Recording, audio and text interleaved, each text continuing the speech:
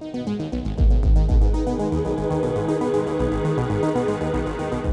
welcome to the AI Assisted Organization podcast. We've got a lot to fit in there this week. A lot happened last week. We're going to talk about Meta, Google Bard upgrades, a bit of news and insights from the market and what's been changing. We're also going to talk about, the hype cycle and is there going to be a trough of disillusionment after all this exciting news, or is this the development where we are going to see this transition from linear change into exponential change as well? We're also going to talk about our experience here talking to Microsoft about Azure and OpenAI. So this is the AI Assisted Organization podcast, hosted by myself, co-founder of Implement AI, Piers Linney, and my co-host. Hi, I'm Alok. I'm co-host with Piers. So yeah, we got a lot to get through this week, Piers.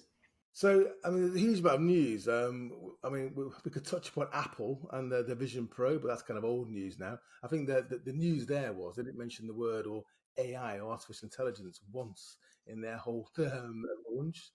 What's interesting is Mark Zuckerberg, he was on the Lex Fridman podcast, giving it a little bit of a kicking, saying that the only examples they saw was somebody sitting on their own on a sofa. But he mentioned that WhatsApp and Messenger are going to have chatbots built in as well. So a bit like Chat GPT plugins. So if you're in Messenger or you're in WhatsApp, you can actually ask it to go and do something, like book a flight, for example, and it will then go off using the API and go and look at whether it can actually generate that outcome for you. So that's going to be a very interesting development we're going to see very soon, early 2024, he said. Yeah, indeed. And I think that brings a very good point to look at, because basically the way everything is going, and I was listening to an interview with Sam Altman, is like, rather than OpenAI and GPT being, let's say, the platform and then other things plugging into it, really they want to have GPT being plugged into everything else. So the point is, every single tool, app, process needs to have intelligence built into it, just like we talk about electricity, Wi-Fi, and now it's AI. So 100% bringing AI into WhatsApp and all these other interfaces that are happening, because really that's the way to get this intelligence out there into as many places as possible. And you were seeing last week, news. There's Mid-Journey. There's been a Runway actually. So Gen 2 came out. So Runway, if you're not aware of it, this is text to video. So if you go to Runway, I think it's runwayai.ml, I think it is, or have a look, Google it, or Chat GPT it, and go in there and basically type in a prompt. So you might say, I did one with my kids, a horse running on a beach, being ridden by an astronaut. And it does a pretty good job of presenting an astronaut on a horse on a beach. Well, the astronaut didn't have a leg; the horse had a human leg. So it's all a bit weird. But the point is, we always say this: these are stepping stones. This is Nokia Snake. Alok calls it. He's younger than me. I call it the sort of Pong, the old tennis game. So we are seeing at every generation, you're seeing a massive leap forwards. And if you look at where Mid-Journey, which again is text to image. Mid-Journey version 1 and now we're at sort of 5. If you see the change over those different versions, it's enormous. And we're going to see the same in text to video as well. And where this gets to eventually is you write a long prompt about the kind of film you want to watch, and it's going to create it on the fly. Absolutely. And I think this is the whole point, that just like previous, like let's say pre 2023, we had like the computer vision areas, we had the natural language processing areas, and different areas were all fragmented. Even now, we've obviously got Mid-Journey, we've got ChatGPT, but the way everything's going is it's multimodal. So, like in an interview with Sam Altman, he was talking about how next year or potentially the year after, everything will be like, you write your prompt and what do you want? Do you want audio? Do you want video? Do you want code? Everything can be coming out and coming in. So I think the key thing really now is like, start putting in pipes, start putting in processes where you at least offering some levels of AI to assist those things so that you're ready for those different upgrades, because it's going to get really powerful really quickly. And I was playing with the Chat GPT. There's some new plugins. So there's one where I've done this is what's crazy is that I was looking one where you create a script in Chat GPT. You then you clone your voice. I was cloning Alok's voice. He's a bit worried about that. Alok's voice over the weekend, and then you drop your script in. It creates this sort of a conversation between these two voices. It could be my voice, Alok's voice, and then you can overlay that to an avatar, which may not be you. It could be you if you want to spend the money, where it's you speaking. Whereas now in ChatGPT, there's a new plugin called Hey Gen, where you can write the script and then tell it to create not going to be perfect, but again, this is the art of the possible. It's not going to be perfect, but you'll see then it creates an avatar on the fly. Takes a few minutes to generate it of somebody, in a reasonably realistic way, speaking your text. So this is fantastic for things like training videos, and it's kind of free demos. And you've got Synthesia, you've got Hey Gen. We're going to see more of these come online. Hopefully, the price competition is going to bring the price down of accessing that tech. No, 100%. And I think the key thing is like, it's just understanding where your kind of use cases are going to come into and how you're going to be able to do things. I was having a very interesting conversation with one of our lead developers where someone was talking about how they could have lots of forms filled in, for example, and it takes lots of time to fill in. And we were talking about how you could literally create the prompts in a guided conversation. So if you're having that conversation, those forms could then be auto-populated and auto-filled out. So that art of the possible, I think that's the key thing, really, Piers, isn't it? It's like having your ideas in your mind about what would you like, and because the plugins are either available now or they're going to be available, and you can even build your own solutions, in association with people like us, basically. And that's the key thing is to start playing these things. Google's trying to start out Google Gemini multimodal. So in your business, start thinking about how you can use all these different multimodal capabilities. Text to image, text to video, even chatbot to tech, which is the one everyone tends to be using, is creating content. There's a clue in the name, generative AI. It's about generating content that didn't exist before. So what's your view then? So there's a lot of there's a lot of noise, there's a lot of hype. We've seen lots of hype cycles throughout the recent years and throughout history. But I was I was at an event last week where I was a keynote for quite a large Microsoft partner in the UK, and I was talking about AI, and I had a conversation with quite a few people, the attendees afterwards. And some are kind of they see this as a systemic change to their business, to the world at large, where some are a bit more like, oh, it's a bit like blockchain. And I was explaining to them my view is, cloud, why'd you move to the cloud? You can do it, scale, subscription, OPEX, not CAPEX, security, all these good things. But the end result looks about the same. And I was kind of saying that I think this is different. Now, we don't know exactly when we're going to see, you've had the transformers, the large language models, the GPTs, but when is the next when's the next big change going to land, the next big development? And I was kind of saying, you'll see some of them, but this is going to be constant iteration, which is the difference, I think. And that compounds very quickly into massive change. So I would say that I think there is some hype, and you're going to see, you were showing me, Alok, some companies where lots of these SaaS companies are raising money, and I just think they're going to be disintermediated by, applications you can talk to using natural language. So do you think there's going to be a hype cycle, or do you think this is it now? No, I mean, there's always going to be hype, but let's just put things in context. Like 5G had, like, I think, like a huge amount of money invested into that, and this is bigger than 5G. Like, this is actually bigger than the beginning of the internet. But I think for business owners, you just need to think about, very simply, like, the way to think about it is like, there's really kind of like four boxes in a company. There's like marketing, sales, fulfillment, and operations, just to keep it super simple, right? And if you think about, though, each of those things, it's like, okay, marketing, I need to get more prospects, more leads. Sales, I need to convert more of those or my existing customers into more sales. And fulfillment, I need to deliver more of whatever I need to deliver. And operations, it's all the stuff, HR, payroll management, all that kind of stuff. And really, right now, you have the ability to get 30 to 50% improvements in each of those boxes.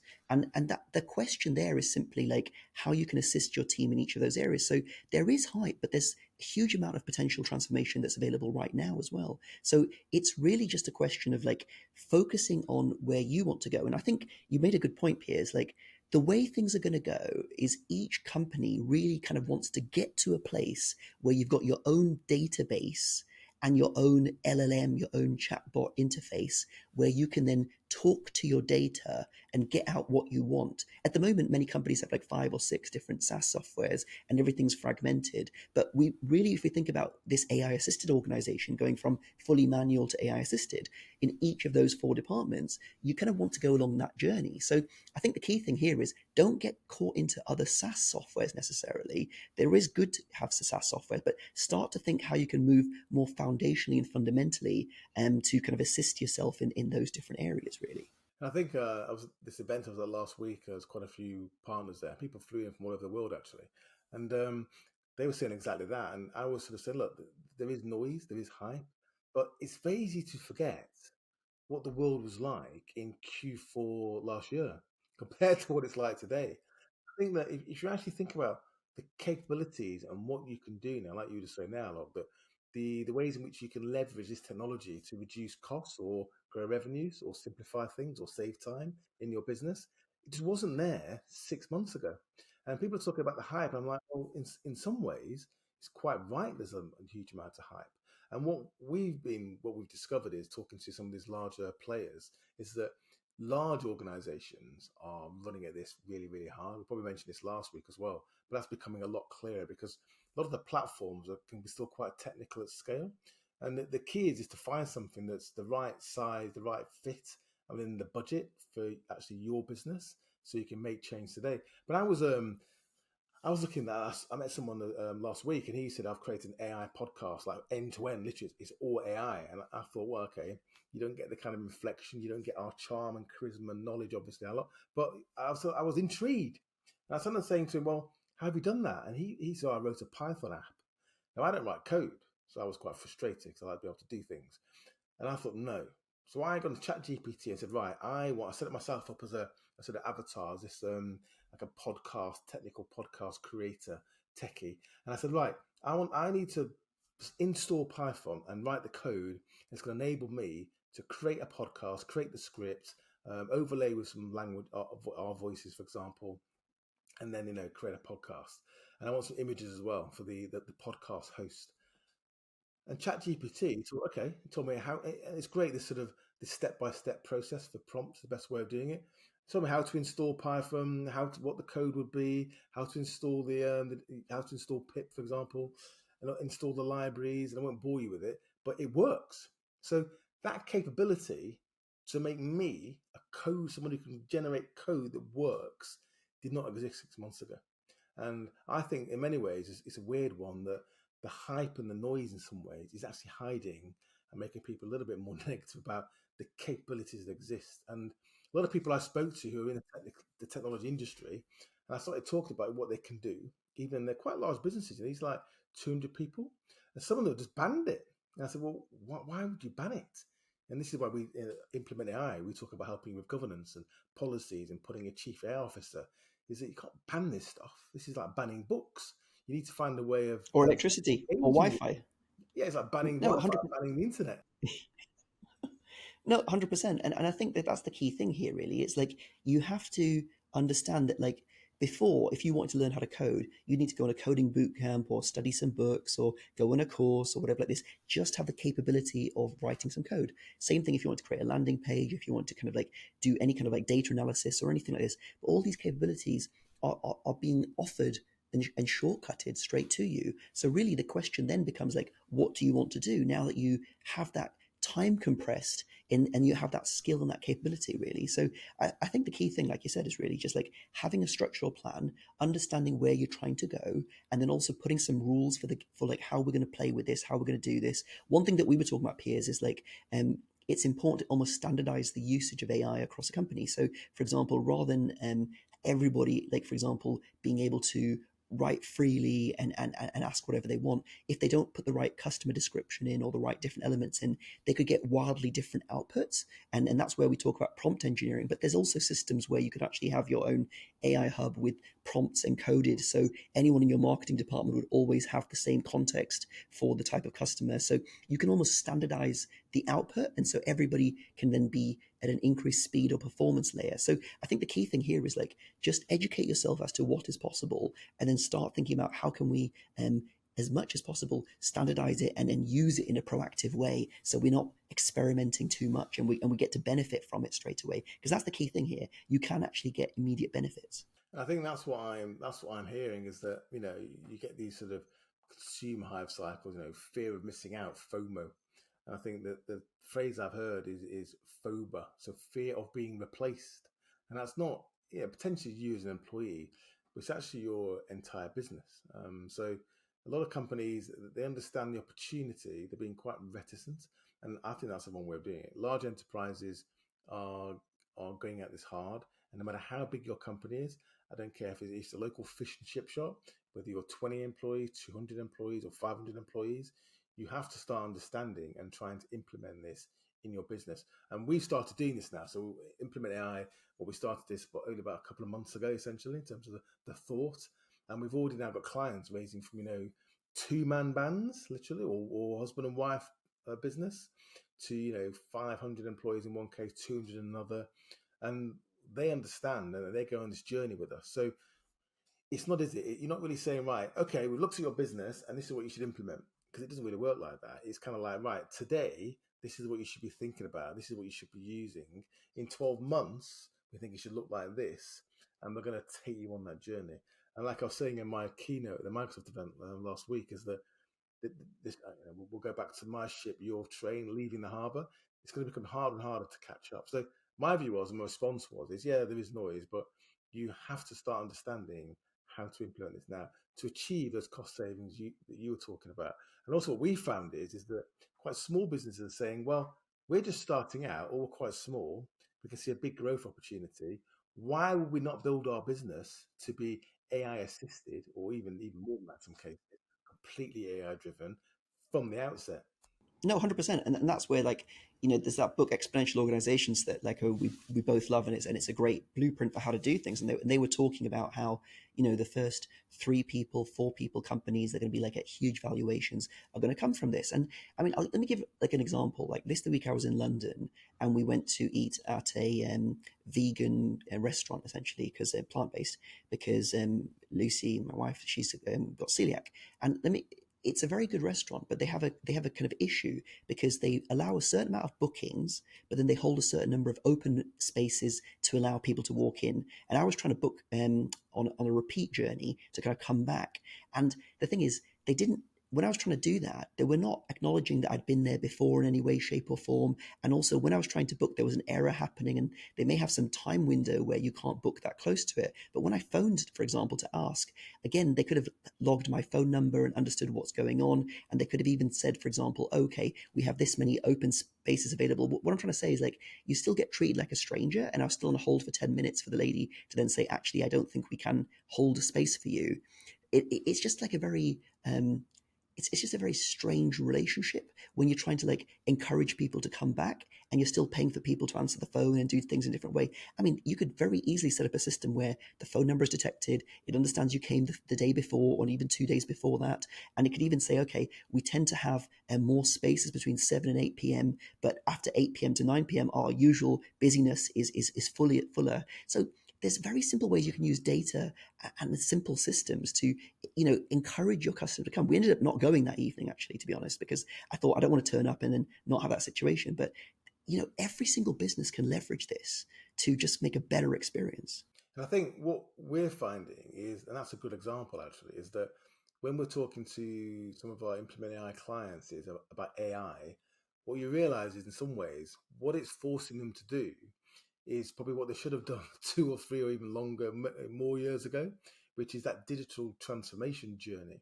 So you might be being almost like pulled and being led by thinking about and wanting to implement artificial intelligence, but be it something for your business specific, or just using AI based SaaS applications, is that your business in many ways has not transformed at the speed and the pace it should have done.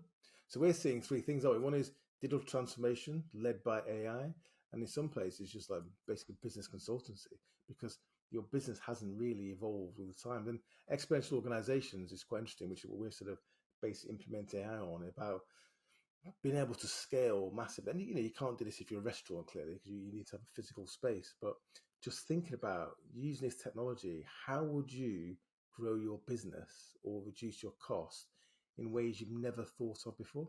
And I think, and what's come across to us a lot is that large language models, and Chat GPT and Google Bard and all the sort of open source ones, these are not a panacea for every single business issue or business complication or problem, or they're not going to solve for everything.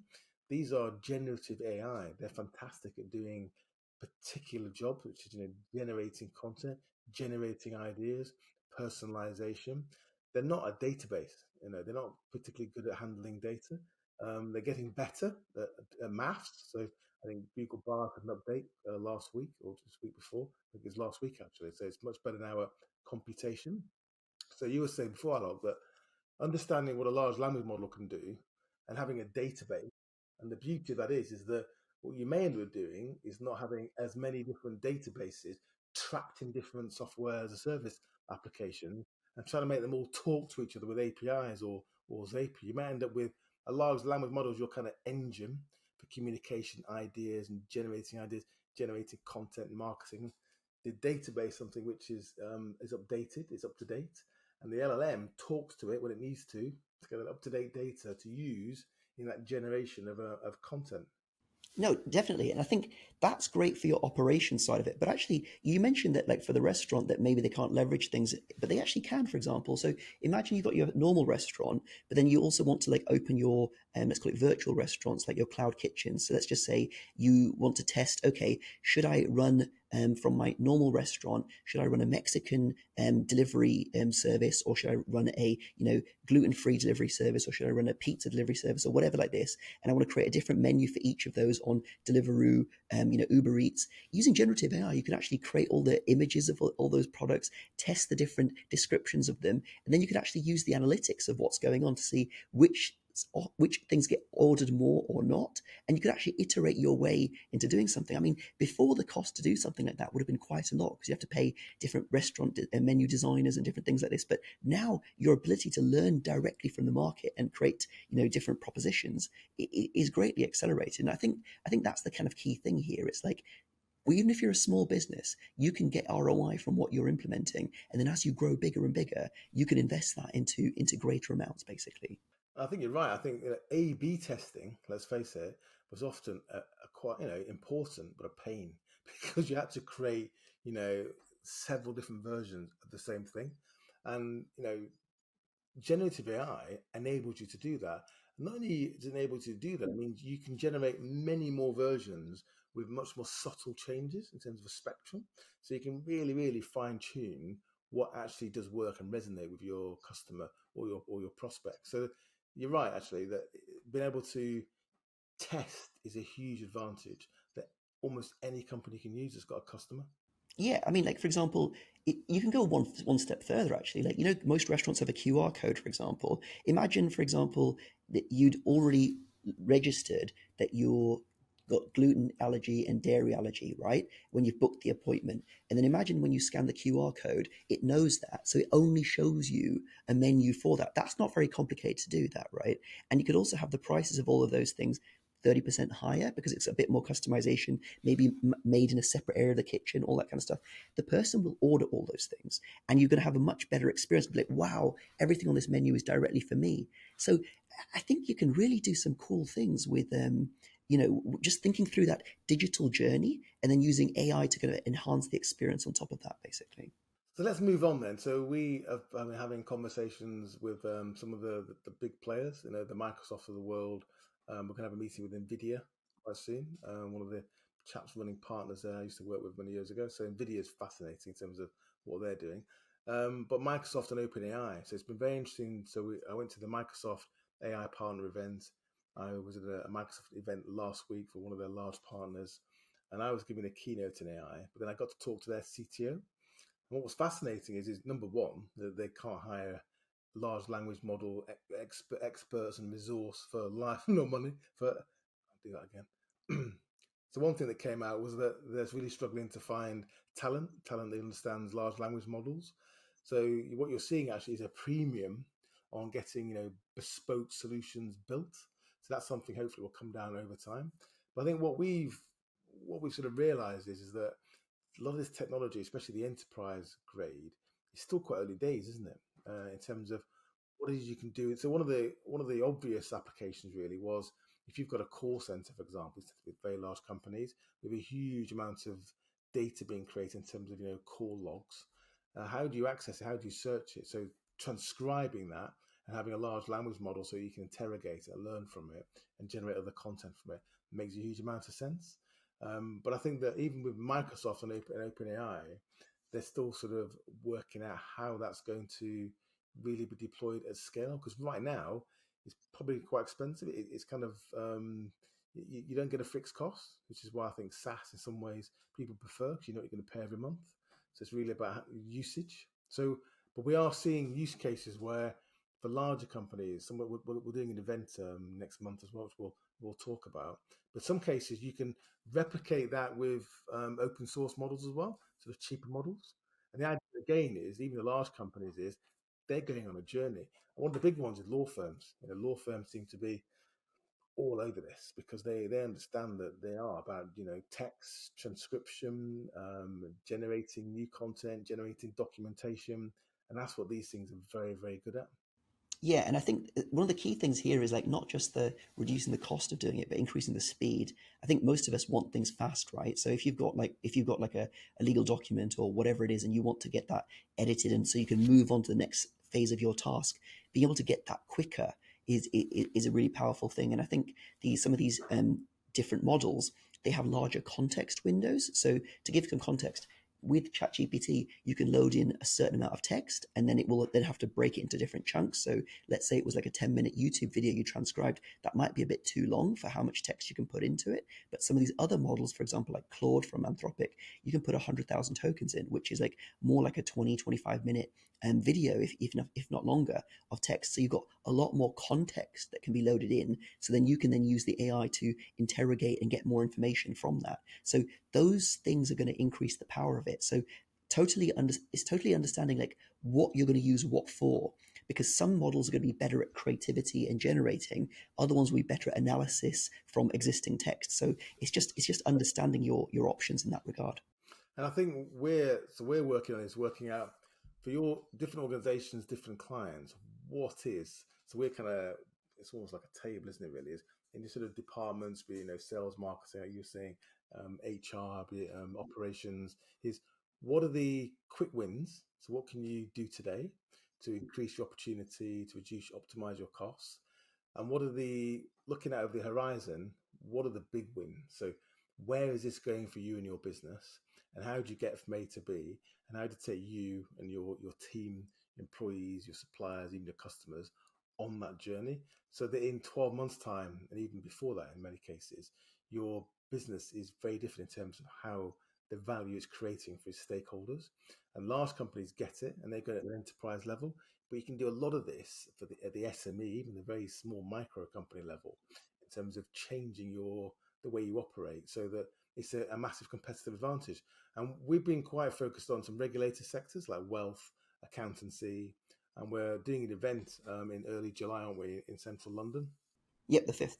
Yeah, on the 5th of July, we're doing an AI for business SME and financial services event. It's going to be held at Pin St Masons in London, and we'll have like a link for the page. But it's really interesting because like even in a regulated sector, there's so much in of that business which is unregulated. Let's call it like the non proprietary data, in terms of like marketing, operations, sales, different elements, and you can really streamline and improve the productivity of all those things. I think one of the most exciting things for me is like understanding different use cases. So I was at a networking event last week, and there was someone who works in the construction industry, and he actually works in estimating many different buildings. And he was explaining to me that like one of the first things he does is for someone who wants to build either a commercial or residential thing, is they have like a consultation, and that's like for example, a few £1,000s, and for that they'll help them give like a rough estimate of what that building would be. And he said that many people don't even go to that stage because they don't want to pay that consultation fee. So he said that many projects actually don't go anywhere. And I was saying to him that actually that this whole thing is rule based. And what you could actually do is you could have like an AI estimating tool, which would then help differentiate your firm as a front end, where you could actually do two things. You could actually help take some specifications in from the customer, and then you could also have some rules for like providing a ballpark estimate. But you could go one step further, and you could actually use like image generators, 3D model generators, to actually help the client visualize what that outcome would look like. Because the thing is, if you can connect more emotionally to the other person using visuals and different elements like this, it just makes it a much more compelling experience. So one of the things for me that's most interesting is like I love hearing about different industries, because in my head I'm just thinking, okay, that's this, and then how you can kind of like digitally transform and augment that experience. And haven't come across something yet that you couldn't improve, basically. Yeah, and that's it. So I've seen apps before where I've actually met people who are trying to build software that helps generate quotes like that in the construction industry, because it's actually the largest sector in the UK economy. But you're right, it hasn't got to be perfect, has it? All it's got to do is show or make the customer feel like you care a bit more, you've done a bit more work, you've done a bit more thought, it's a bit more personal, and it's a bit more, it's kind of designed for them. It's not some generic, quote that you've thrown out that everyone else gets, but you just change the name and address. And again, if you've spoken to them and learned something about them, you can personalize in terms of what interests them as well. And that is the competitive advantage that any business can enjoy. So let's go through. So No, exactly. I think that's the thing, is that there's an unfair advantage and an opportunity in every business that you can uncover and use that. so we're continuing with Implement AI. We're doing our boardroom updates, which is they're quite interesting, aren't they? Where you talk to companies of all different sizes, and some people are like, "Yeah, I've been reading about this." Some are completely gobsmacked about in terms of what's Yeah. happening, what's happened, and what it means for them and their business and their employees.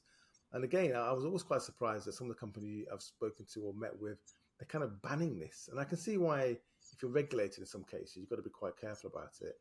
But I still think that's the one way of going about it. It's about being open with everyone involved about how they use this technology, what technology they should be using, how, when, and why, and having that baked into policy as well. And policy sounds like it's sort of boring big company stuff. It's actually not. It's actually really important that you will understand where this tech is in your business, where your customer data is, and also the benefits you can actually generate, so you can track them and measure them, because that's the key to it at the end of the day, and that's what we try and do. So I think we'll leave it there for today. This is the AI assisted organization podcast with myself, Piers Linney, and Alex Shuckler, the co-founders of Implement AI. We've got an event next month in early July, so we'll put the details of that in a link in the description. It's going to be the same place, same time next week, and we look forward to seeing you then. Catch up next week, Piers. All the best.